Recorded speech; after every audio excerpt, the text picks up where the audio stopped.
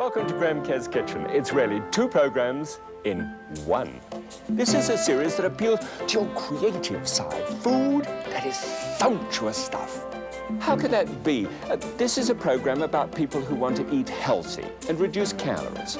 Actually, it's about food with an aromatic quality that fills the nose. Oh, sure. But it's also about keeping my arteries clean by reducing fat. But it doesn't mean a thing if the food isn't rich and colorful. Maximize the flavor. Okay, but I must have healthy food that I can cook in minutes. I must minimize the risk. So welcome to Graham Kerr's Kitchen, where we get our heads together just for you.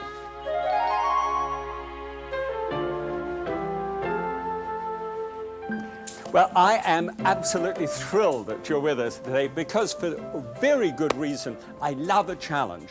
And if there's any kind of challenge that I feel as both a father and a granddad now, it's young people.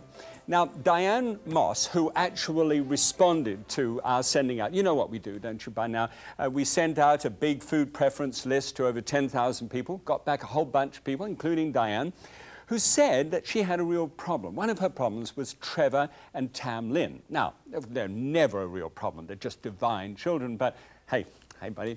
But Trevor, Kuzmi, the cooking guy, Trevor, I understand that you really rip into macaroni cheese out of the carton. You really enjoy it? I see. And you've been trying this little thing that we've been putting together as an alternative. And you have your various grave opinions about it. Well, we'll get into that a little bit later, and Tamlin as well.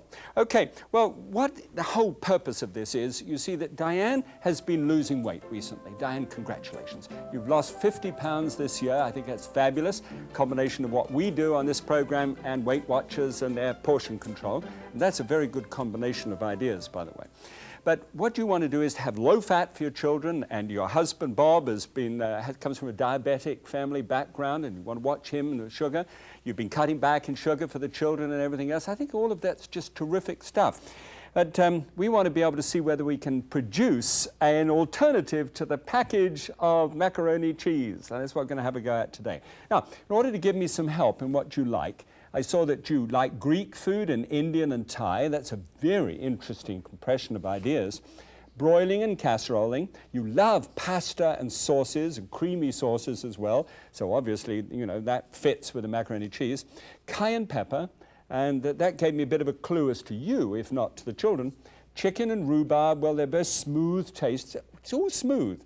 Salad greens, but potatoes and carrots can cook smooth as well. And then strained yogurt. And I thought, I think I've got Diane's number. And so we put the dish together and sent it to you, and it's really radical, isn't it? Come through, I'll show you how it's done.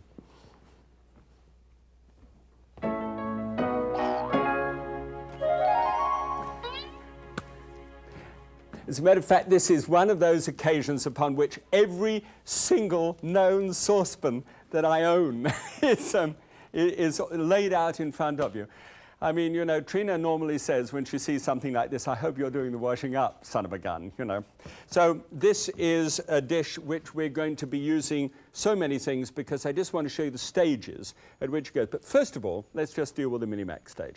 Now, we're going to springboard on the idea, which is basic concept of a creamy sauce, not made with cream, not made with fat, but made with vegetables. And here are some of the vegetables that you can do it with. And Diane tried this one, but this is with butter beans, and it tended to be a little bit sort of gritty. It's got a gritty flavor to it. But you bake an onion, it's lovely and smooth. You whiz up some fresh green peas, and they're lovely, but you have to sieve them afterwards. It's got a little shell on the outside which doesn't whiz up well. This thing is rather like one of these, going to shoot down the invaders, you know, sort of the antioxidants. Here comes a free radical, that kind of thing. Well, anyway, that's just a small butternut squash. Carrots are very good from this point of view, somewhat watery. This is beautiful. Parsnip really works well. And the king of all, from several different reasons, is the sweet potato, and that's the one I'm going to use today. See, what happens is when you have actually steamed these, you fry them first to develop a little bit of sugar, and the sugar browns just a touch. You see how that's brown? Then you put it through one of those food processors, and it becomes beautiful and smooth like the best sauce you've ever seen, really thick. And to that you can add a little turmeric for color to bring out the yellowness in it, or you can use saffron, which is brings out yellowness and also gives a nice flavor. There's curry powder you can add, or hot Hungarian paprika, or you can put some chili powder in it as well. And of course, just a little bit of grated cheese and good Parmesan cheese. We'll talk about that a little bit later on.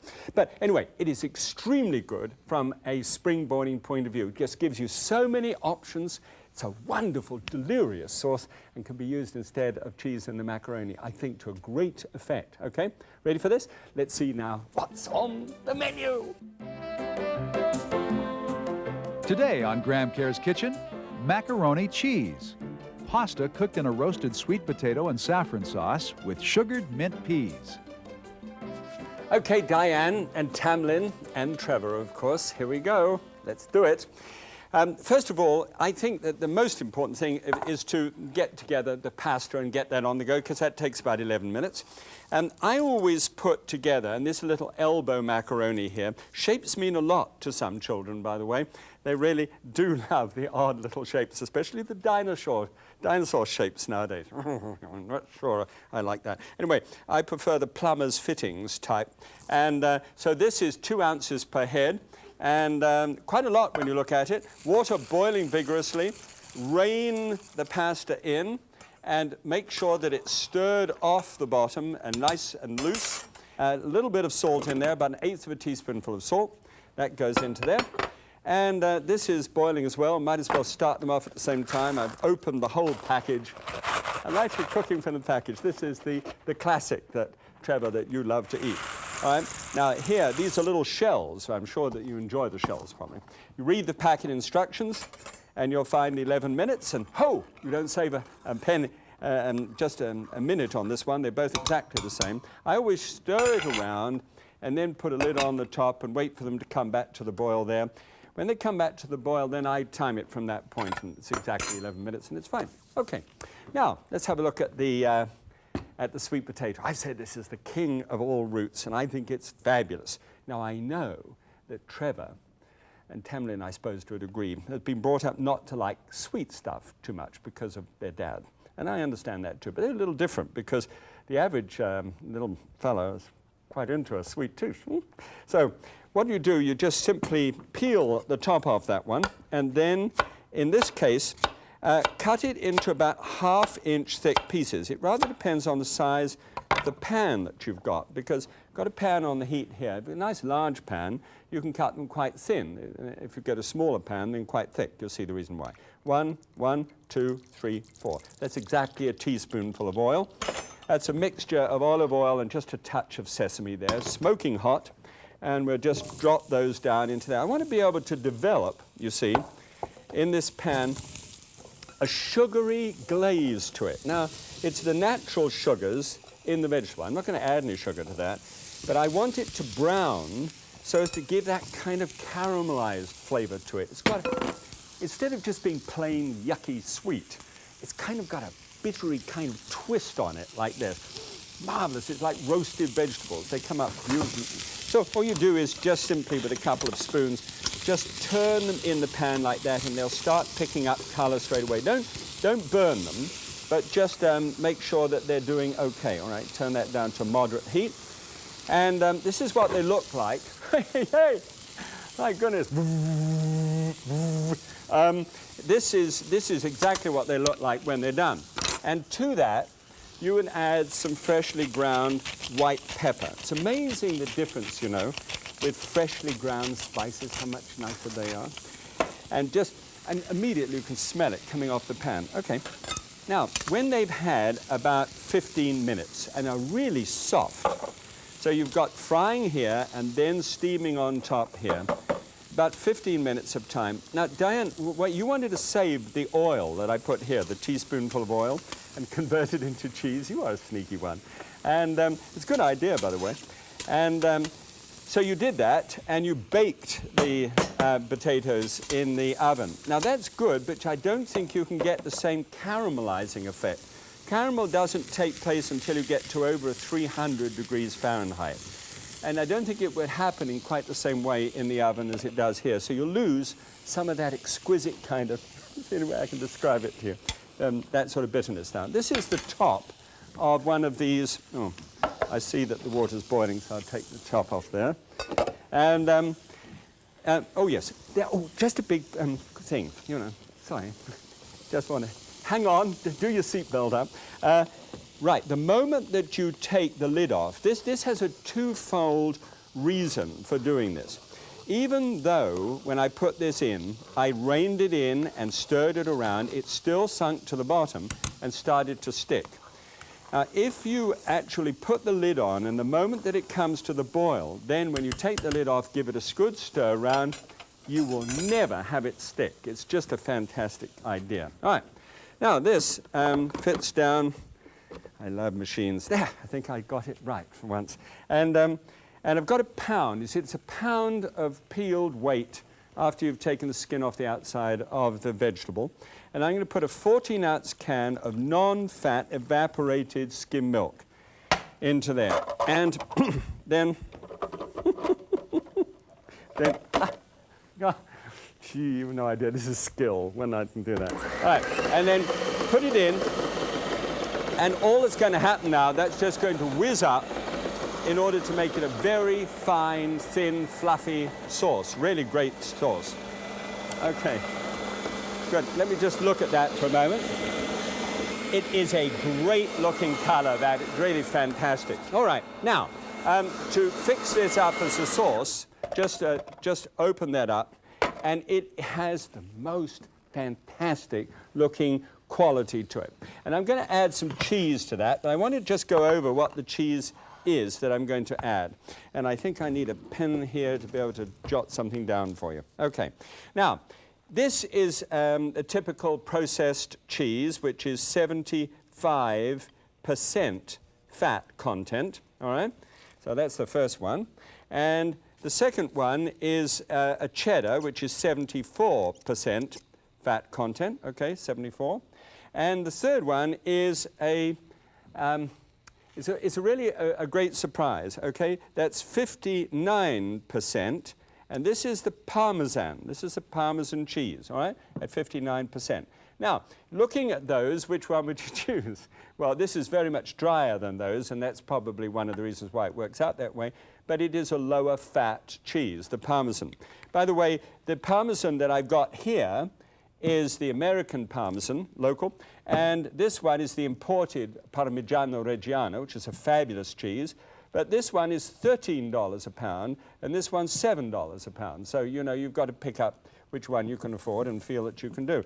The local one is also grated, but it's exactly the same price as the solid one, and of the two, I much prefer the solid, be able to work with. Okay, so having dealt with that, let's have a look and see how much goes in. We've got 8 tablespoonfuls. I won't keep on doing it, but this, my loves, if you don't mind if I refer to, hello, I don't mind if I refer to as love, do you? I mean, it's just something over the years, you know. Well, anyway, God, if you don't like that, Charles, I understand. But look, it's just like that. Don't do it like this. That is not a tablespoon, all right? That is 2 tablespoons full, or even 3. So the total has been weighed up ahead of time, so it's 8 tablespoonfuls. And with that, and this is for adults only, there's a ½ teaspoonful of pepper flakes put into there. Now, you'll feel it. And Trevor didn't really like it, or Tamlin, because that was a bit too strong for them. But for adults, it's terrific. Now, this funny little packet here is just about 1/16 of a teaspoonful of saffron. And that's for flavor, and it really makes a difference. About a third and 1/8 of a teaspoonful of salt. Be careful here, because Parmesan, whilst it is lower in fat, is higher in sodium, considerably so. Again, it's dry. And then I think this is a ½ teaspoonful, if I remember right, of English-styled mustard, which is something that I really want you to try. It's a really fascinating flavor. And you can mix it with milk normally and then serve it as a mustard within about a quarter of an hour of having mixed it up. It thickens itself. It's really fascinating stuff. This is one is in the recipe, and 2 is if you find it too sweet. 2 tablespoons full of lemon juice. That's to compensate for that sweet sort of feeling that you get, especially so from the sweetness of those sweet potatoes. Okay, so whiz it up together, and that will combine in almost no time at all. Now, literally, you can count to 10, and that should do it. I mean, it's just as simple as that. It's a very simple, it looks terrific. Okay, now, you remember how we had these on the go here? Look how brown they've become, that lovely caramel look. Those get stuck onto the top. You remember how they went before onto the steamer? And then that on the lid, and then, you know, those cook for about 15, 20 minutes, and they become ready. Okay, now let's take this one. This is the packaged one, and just stir that up there, and just shake those out until you don't want it too, it says drain well, and having drained well, then you put that back on the top to drain there. Now, I've got a small saucepan on the heat, and need to build that fire up underneath there until nice and hot. And then in the bottom there, simple, such a simple idea, just a couple of pieces of mint and a tablespoonful of brown sugar. Oh, really, couldn't be much better than that. And 2 cups of peas which have been thawed, and that's all. Now, I mean, literally, it's just like that. Just drop those in on the top, put the lid on the top, and it will come up to the boil, and that's all that it takes. Just have a fresh, minty, slightly sweet taste to it. All right, so what happens for these fellas here? Let's bring them up. Now, this is, I understand, a bit skillful. What you do, and do you know, in my whole life, I've never done this until this afternoon when I was just rehearsing this, and I did this for the very first time in my life. And I thought, well, this is fun. It must be rather like toothpaste, like in the old days. And so you just roll it up underneath like this so that it all comes out nicely. There has to be a technical way of being able to get this stuff out of it. And wrap it up and put it into a brown paper bag and hide it somewhere. Oh, gosh, something went crack. Oh, well, seems to be all right. Everything seems to be working. So I'll just bring that temperature down a bit there. And now, stir in the sauce. Now, I don't overdo the stirring in at the beginning. It seems to me that you have to sort of just fold it over, otherwise you'll break the pasta in it. But that's it, literally, that's how you make that dish. Now let's see how you make this one. Give this a quick stir, and then here, just pour off some of the surplus water off the top, and then pour it into a colander like that. Right? And we don't need the saucepan anymore, because we're actually going to use it in this dish. Just shake that up together and pour out most of that water. Then you can just keep that in the top for the folding of the sauce. Now, the sauce can be put into a saucepan and heated up. It depends how hot it was when you were actually having it going. I've got the sauce ready here. That's done. The peas are almost ready. And now for the pasta.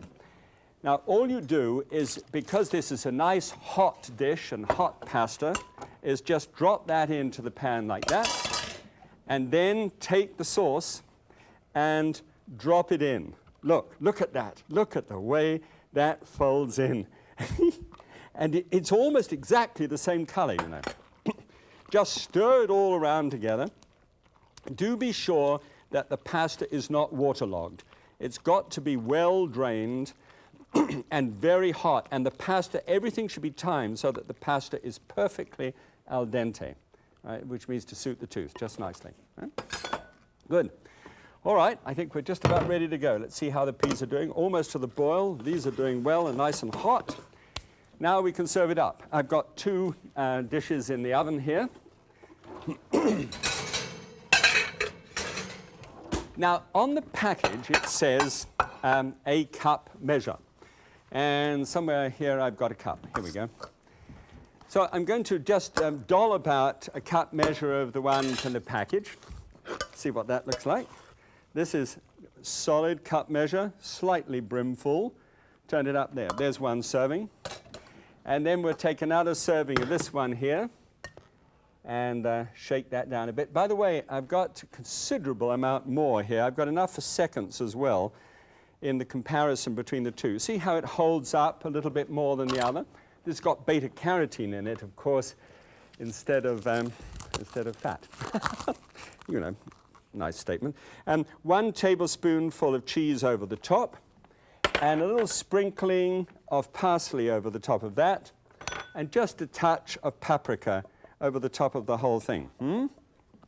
Smells good. You see, you've got the smell of the cheese coming up over the top at the same time. Now that encounters the diner, who says to themselves, I want to eat my cheese. This is macaroni and cheese. So when you dangle your proboscis, which is a nice way of saying your nose, over the top of the dish, you smell that fabulous smell of the cheese coming up.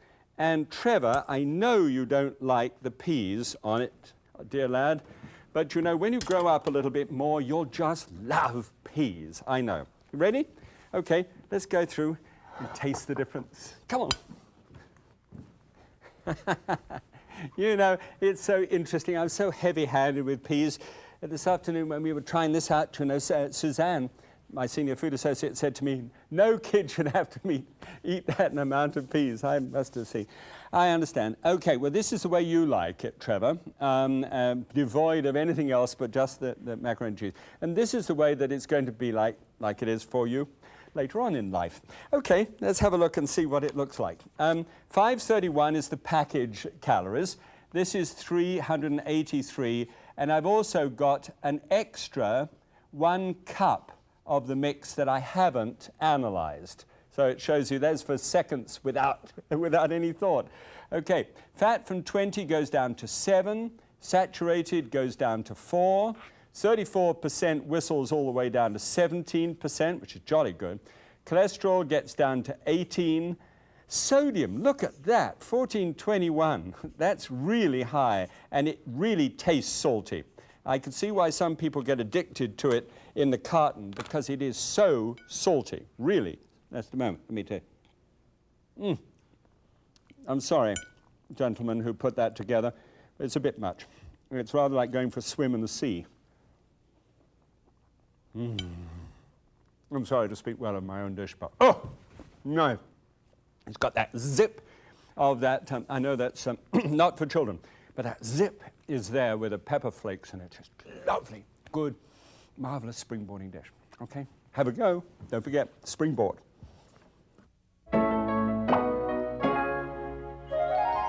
Okay, well, once again, let's go to the deep freeze and get out the most wonderful. I just love the way this happened. If you get the large size gripper bag, or whatever it's called, and you stick it in, you get a very thin sauce. You see how thin that sauce is? And looks like a washboard. You can play it, you know, cool music. But what you do is you just simply open up the zipper and break off a piece, just however size you like, exhaust the air from it, and again put it back. Don't forget to label it, say what it is. Make sure that there's a piece of paper in the deep freeze which tells you what you've got on the menu as potential.